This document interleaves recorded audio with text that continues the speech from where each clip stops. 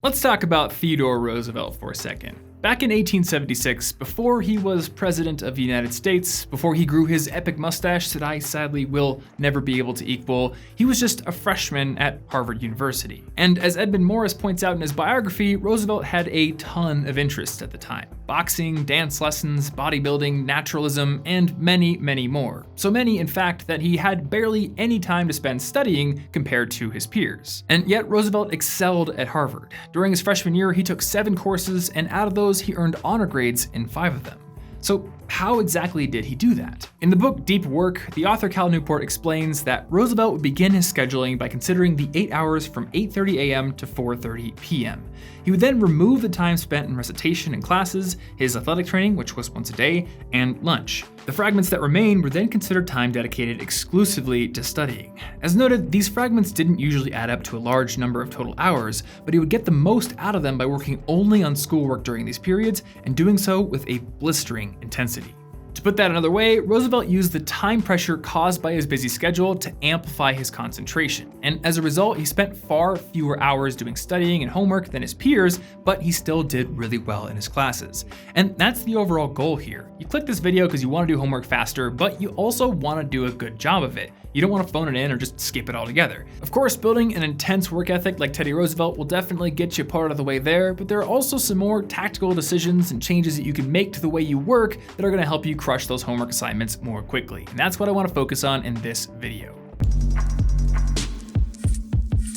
To begin, we're going to look at something called the hard start, jump to easy technique, which is a test-taking strategy talked about in the book A Mind for Numbers by Barbara Oakley. To use this technique, essentially you look over your test before you start and identify which problems are difficult and which problems are easy. Then you jump straight into one of the difficult ones. But crucially, once you get stuck on that difficult problem, you have to disengage and go to one of the easy ones. Then, after you've solved a few of the easy ones, you can jump back, and more often than not, you're gonna find that insights that weren't there before are gonna come to the forefront in your mind, and you're gonna be able to solve that problem. This technique works so well because it engages both of your main modes of thinking, your focused mode and your diffused mode. And A Mind for Numbers spends a lot of time talking about both of these modes and explaining why using both of them is crucial for solving tough problems. To go through it really quickly, the focused mode is what you use when you directly concentrate on a problem and you try to work through it logically. And this is the state of mind that you start in with pretty much any problem, whether it's solving a calculus equation or trying to flank your enemy team in Overwatch. By contrast, Oakley says that diffused mode thinking is what happens when you relax your attention and just let your mind wander. This relaxation can allow different areas of the brain to hook up and return valuable insights. And she goes on to note that diffused mode insights often flow from preliminary thinking that's been done in the focused mode.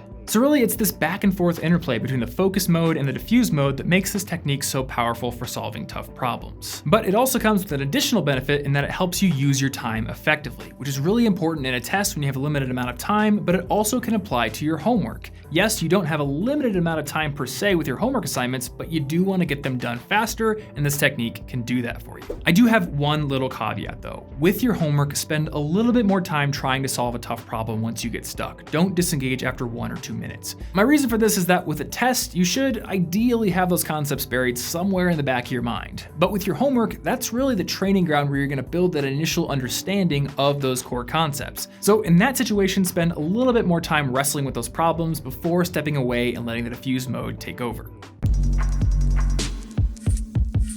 My next tip is something that you should apply while you're in class, and it's going to be especially useful for when you're taking math classes or physics classes, or really any kind of class where you're applying concepts and trying to solve complex problems. When your professor or your teacher is going through an example problem on the board or guiding you through the process, make sure that you're writing down every single step of that example problem. This is incredibly important to do because there is a huge gap between being able to follow along with what someone else is doing and understand it and being able to do it on your own. And you probably could think of many times in the past where you've gone through example problems in class, your professor is guiding you through them, and you understand everything, but then you come to your homework later on, it's using the same exact concepts, but then you're stuck. Now, I know that I used to get really frustrated in these kind of situations, but it's just a reality of the skill building process. It's just like watching somebody do a skateboard trick and trying to do it on your own. You have to build that muscle memory, and it takes a long time and a lot of deliberate practice. So think of those example problems in your notes as the equivalent to having like a YouTube video of someone doing a kickflip.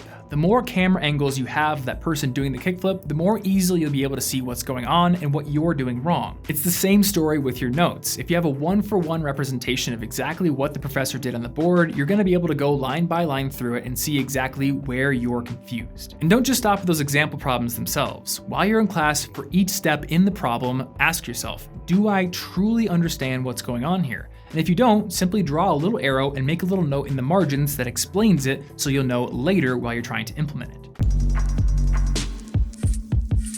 Finally, one additional tip for finishing those homework assignments more quickly is to try doing your homework at school. When I was in college, I would occasionally have semesters where there was like a 1 to 2 hour gap between my last class of the day and the class that came before it. And this actually turned out to be a pretty good situation because I was basically gonna stay on campus for those 2 hours. I wasn't gonna go home.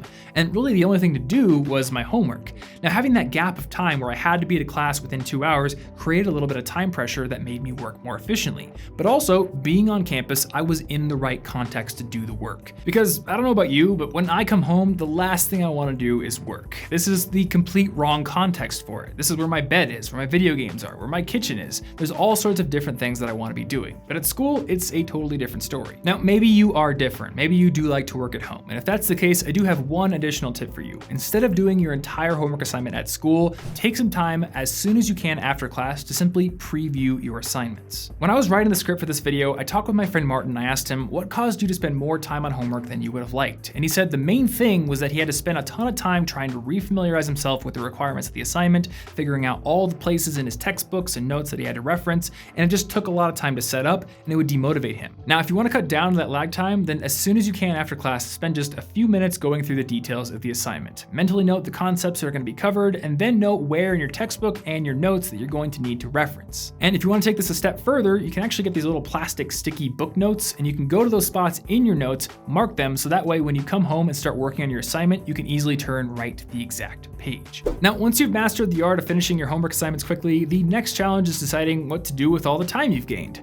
And of course, you could spend some of that time playing Mario plus Rabbids Kingdom Battle, which is exactly what I'm gonna go do after I finish filming this video. But you might also dedicate a portion of that time to building a skill that you've always wanted to learn, like learning how to edit videos or design graphics or build iPhone apps. And if you wanna build that skill quickly, just like you finish those homework assignments quickly, then a great place to start learning is over at Skillshare. This week, I wanna highlight one of the newest courses on Skillshare, which is Phil Ebener's complete beginner's course on Adobe Photoshop. Now, I am not much of a photographer, but as a YouTuber, I've had to learn the ins and outs of Photoshop to create my thumbnails. And you might think that making a thumbnail is pretty easy, but for me at least, it's actually a pretty complicated process to get something that really stands out on the YouTube homepage. After I've got the picture I wanna use, I have to cut myself out of the background cleanly using the selection and masking tools. I have to add a colored background and set its blending mode, and then I have to add shapes and text. And these are all skills that took me quite a while to learn, but they are also all skills that are covered comprehensively in Phil's course. So if you're a budding YouTuber and you want to improve the graphic design on your channel, which I can tell you from personal experience matters a lot,